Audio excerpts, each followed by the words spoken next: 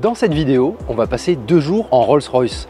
Non pas pour faire un essai, mais pour suivre Cédric Pinatel qui adore convoyer des voitures de luxe de Marseille vers Paris ou vers d'autres villes en Europe. Suivez-moi, il est juste en bas, il nous attend, il est en train de charger la voiture, il est au McDo. Et donc on va aller dans un premier temps sur la route de la Sainte-Baume pour qu'il puisse terminer lui son essai. Ensuite, on va recharger la voiture à 100%, puis on va prendre la route en direction de Munich, là où elle doit être restituée. Allez, c'est parti. Elle est là, sa Rolls, mais il n'est pas à l'intérieur. Allô? Ouais, je suis à la voiture, t'es où? Bah j'arrive là. Ah oui, je te vois. Bon, Nigo? Ouais. Elle a rechargé à 98% quand même. Ouais. Bah après, c'est pas la plus rapide du marché, mais ça va. Avant Munich, nous prenons la direction de la Sainte-Baume, une route avec des lacets qui permettent à Cédric de comprendre en très peu de temps le comportement d'une voiture pour la rédaction de son essai. Et comment s'est-il retrouvé avec cette auto hors de prix? C'est une Rolls-Royce Spectre Black Badge, c'est une voiture à plus d'un demi-million d'euros. Rolls-Royce faisait une opération client à Saint-Tropez, au Nikki Beach, qui est effectivement le genre d'endroit où on trouve des gens qui sont très susceptibles d'acheter des Rolls-Royce, ça c'est vrai.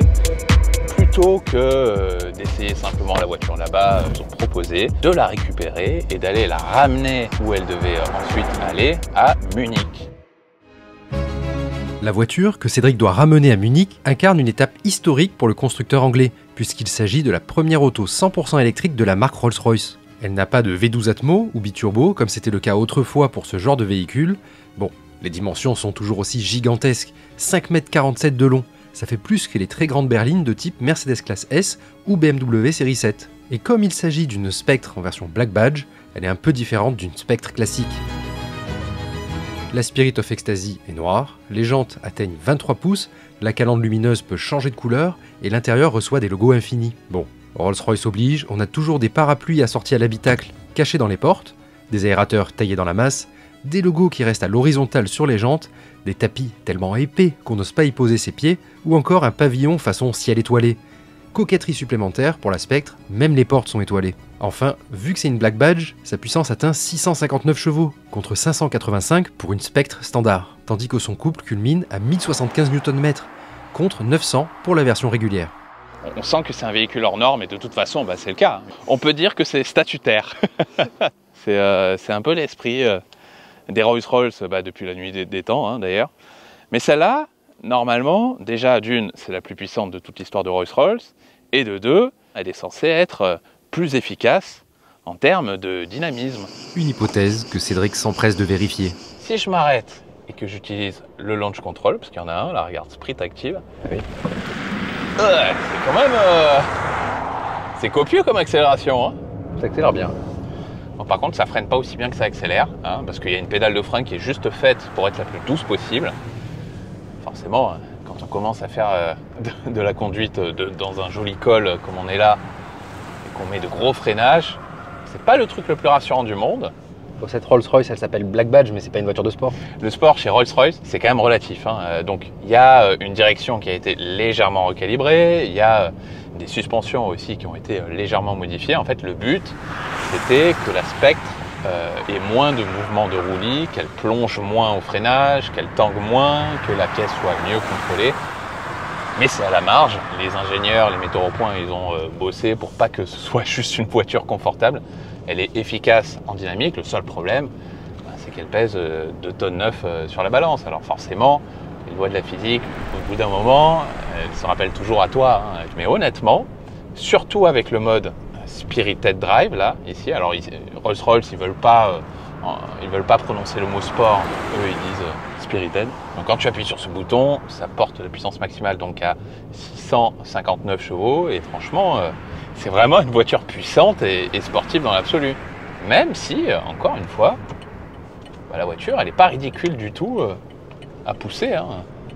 Et honnêtement, je pense même que le châssis pourra encaisser beaucoup plus s'il n'y avait pas une volonté de restreindre quand même un peu la mobilité et l'agressivité comportementale de la voiture. En fait, quand tu accélères en grand dans les virages serrés, bah, tu sens le train arrière qui pousse lui aussi et qui permet à la voiture de pivoter. Bon, que dans une certaine mesure, hein, parce que après, elle s'ouvre. Faut pas exagérer quand même.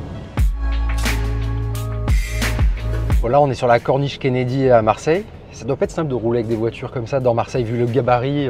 Non, ça c'est un gros cliché, parce qu'il n'y a rien de plus simple que de rouler dans Marseille avec une voiture d'exception.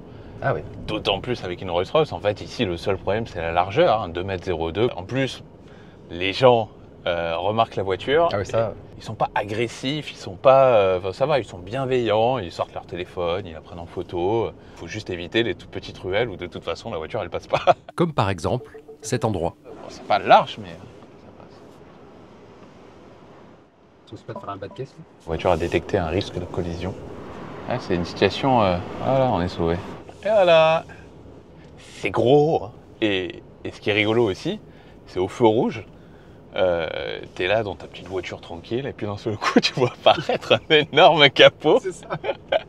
Ça fait penser au dessin animé de Tex Avery, ouais. Quand t'avais le truc qui était d'une longueur interminable. En fait, en premier tu vois la mascotte, puis après du capot, du capot, du capot, du capot. Et là, ah, il y a quelqu'un qui conduit la voiture. Quand tu t'arrêtes un stop, en fait, t'as le quart de ta voiture qui grille le stop pour que tu puisses voir les voitures qui arrivent. Et regarde, si je mets le mode break, je peux même faire le champagne stop. C'est ce champagne stop. C'est ça, regarde, la voiture va s'arrêter. Et... Ah, il n'y a pas de secousse. Voilà, il n'y a pas de secousse. En fait, j'ai remarqué ça dans toutes les voitures des autres marques. Lorsque tu t'arrêtes jusqu'à l'arrêt total, au moment où la voiture s'arrête, tu as quand même un tout petit... toute petite secousse, voilà. Ouais. Et ça d'ailleurs, ça arrive sur les futurs BMW électriques. Les présentations sont faites, place à la route. Et c'est presque 1200 km pour rejoindre l'aéroport de Munich. Nous chargeons la batterie à 100% et repartons avec notre Spectre Black Badge.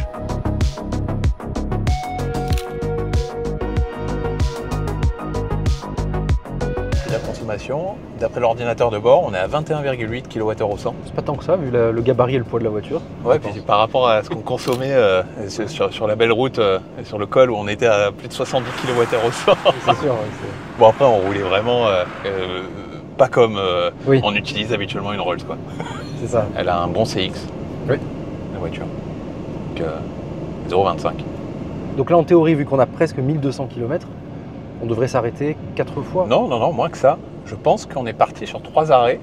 3 arrêts, ouais. Ouais, sachant que, bon, alors, la voiture, elle n'a pas un circuit électrique en 800 volts. Mmh. Donc, elle plafonne à 195 kW de puissance de charge maximum. Ça veut dire que pour faire 10-80% de charge, il faut, normalement, je crois que c'est 34 minutes. Ok. Donc, bon. On aura de quoi se reposer, quoi, quand même. Oui, et prendre des cafés. Mais sans doute moins de café qu'avec la Citroën IC3. Tu te souviens, on faisait 150 km entre chaque charge. Bon, là, on va faire beaucoup plus. Est-ce que tu penses qu'on sera fatigué à la fin? Bah oui, forcément. C'est toujours hyper agréable de parcourir d'énormes distances, surtout avec des voitures comme ça, quoi. Ouais, là, ouais. Voilà, un truc, un paquebot comme ça qui est fait pour être le plus confortable possible. Le trajet débute dans un confort royal avant le premier péage. En fait, la carrosserie est tellement épaisse, c'est comme une supercar quand tu arrives au péage. Ma main arrive au ticket, mais le capot, il est déjà dans la barrière. Mais t'es super loin. Putain. Voilà. Ça n'a pas l'air très facile de récupérer les tickets ou de payer avec cette voiture. Du coup, là, c'est quoi ta stratégie pour le trajet? Tu as un planificateur d'itinéraire, vu qu'on est avec une électrique? Alors oui, il y a un planificateur d'itinéraire, mais honnêtement, comme on a quand même beaucoup d'autonomie, en fait, on va vider la batterie puis s'arrêter lorsqu'il faudra recharger. Hein. On a un très bon maillage en France. Oui, mais on va pas rester qu'en France. Oui, alors c'est vrai, mais c'est que des pays où normalement le réseau électrique est très bien lui aussi. Donc il n'y a pas trop à s'inquiéter, quoi. Pas trop à s'inquiéter. Bon, en théorie, ça devrait être simple. Vous le savez peut-être pas, mais Cédric va toujours trop loin sur l'autonomie des batteries.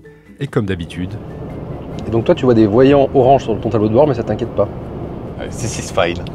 Non, tout va bien. La voiture nous a suffisamment supplié de la recharger. Nous faisons notre premier arrêt.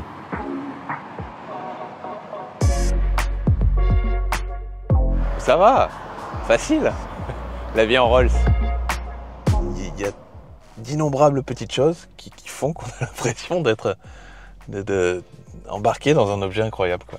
Et je sais pas si ça te fait ça, mais quand je suis dans cette voiture, j'ai toujours l'impression d'être mal habillé. En fait.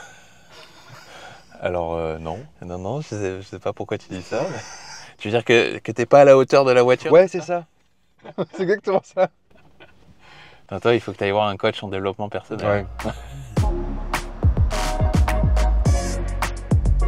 Et le prochain arrêt, là, cette fois, ce sera pas pour les batteries de la voiture, mais plutôt celle du conducteur et son passager.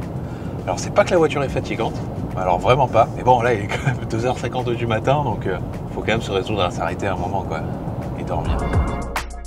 Et pour ces convoyages, Cédric opte pour une solution très simple. Tu vas dormir dans la Rolls? Bah oui. Et en plus, avec un ciel étoilé comme ça. Donc oui, la voiture dépasse sur le parking, oui. Mais attends, c'est con, quoi. Il est vraiment dans la voiture en train de dormir. Cédric gare la voiture sur 3 places de parking, en espérant rester comme ça toute la nuit. Moi j'ai déjà dormi, alors je prends la suite de notre trajet, en éteignant les 5000 LED de l'habitacle de la Spectre. Au petit matin, on arrive en Allemagne, et on fait une charge en dormant un peu plus.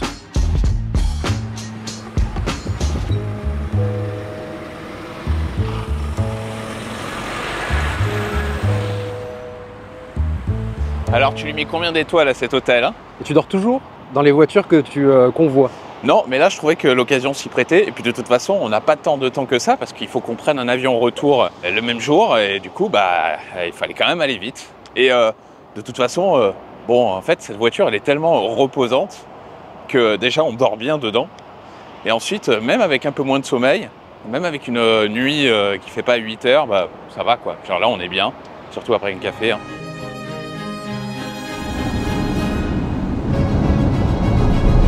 Après cette pause, on profite des infrastructures locales, sans pour autant nous soucier de ce qui nous attend un peu plus loin. C'est une blague. On est bloqué dans un bouchon interminable. Je sais pas ce qui se passe dans ce pays là, mais... Oh là là. Et pour ne rien arranger, les voyants orange sont de retour. We are searching for to charge the car. Later, you're heading in Shepherd, yeah. Direction, you're heading Munich. Yeah. It's maybe 10 kilometers. And it's better. Yes. Et effectivement, nous tombons sur une borne Unity, qui fait perdre patience à Cédric. Start. Il y a beaucoup de bornes rapides en Allemagne, mais il faut sortir de l'autoroute pour les trouver. Pour voyager sur de longs trajets en voiture électrique, c'est quand même mieux la France.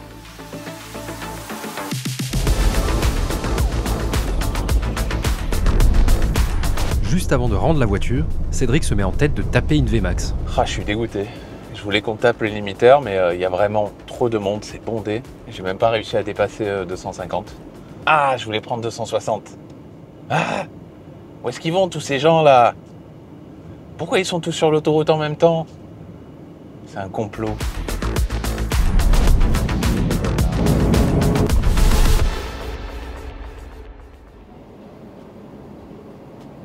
A big I hope you trip. had a nice ride. Yeah, I like the color. it's crazy. That's crazy, yeah? We just go around. It's very dirty.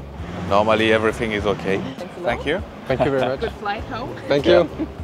Bon, ça y est, on est arrivé.